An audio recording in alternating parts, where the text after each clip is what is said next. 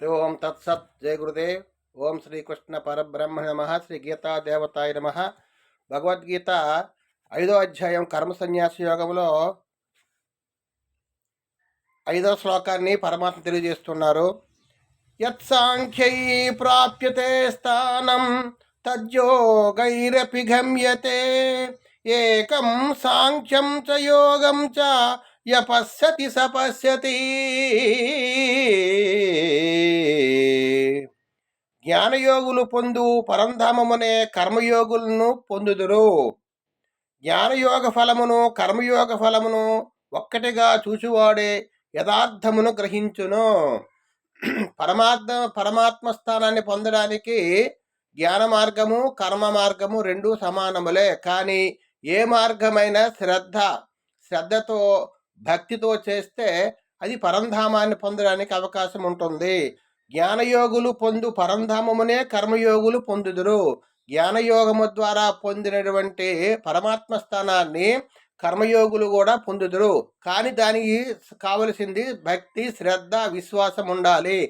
జ్ఞానం తెలుసుకోవాలి. ఏది జ్ఞానాన్ని?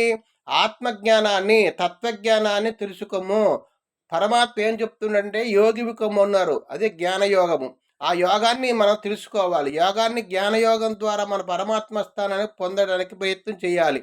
ఈ శరీరం ఏమిటి, ఇంద్రియములు ఏమిటి, మనస్సు ఏమిటి, మనం ఏ రకంగా మనం ఇక్కడికి వచ్చాము, ఏ రకంగా మనం జీవిస్తున్నాము, ఆ జీవించడంలో పరమార్థం ఏమిటి, మనం తర్వాత జన్మ ఉన్నదా లేదా, తర్వాత ఆ జ్ఞానాన్ని సంపాదించిన తర్వాత మనకి తన్నుతాను ఎవరు తెలుసుకోవడానికి అవకాశం ఉంటుంది. తన్నుతానంటే ఎవరు? నేనే ఆత్మని, నాకు విలక్షణగా నేను సాక్షిభూతుడను, నాకు విలక్షణగా పరమాత్మ స్థానం, పరమాత్మ తాలూకు అంశమే నేను. పరమాత్మకి అవ్యయుడు, సనాతనుడు, నాశనము లేని వాడు. ఆయన తాలూకా బింబము ప్రతిబింబము.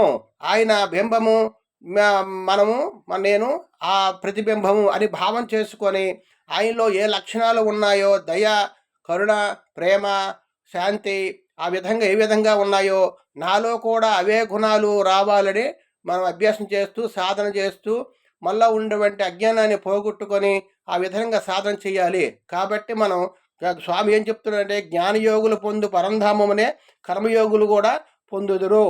జ్ఞానయోగ ఫలమును కర్మయోగ ఫలమును ఒక్కటిగా చూసేవాడు యథార్థమును గ్రహించును అని పరమాత్మ తెలియజేస్తుంది. కాబట్టి మనం ఏ మార్గమైనా ఒకటే, కానీ దాని యందు భక్తి, శ్రద్ధ, విశ్వాసము ఉండి ఆ సాధన చేస్తే మనకి జ్ఞానము కలుగుతుంది. హరి ఓం తత్సత్. జై గురుదేవ్.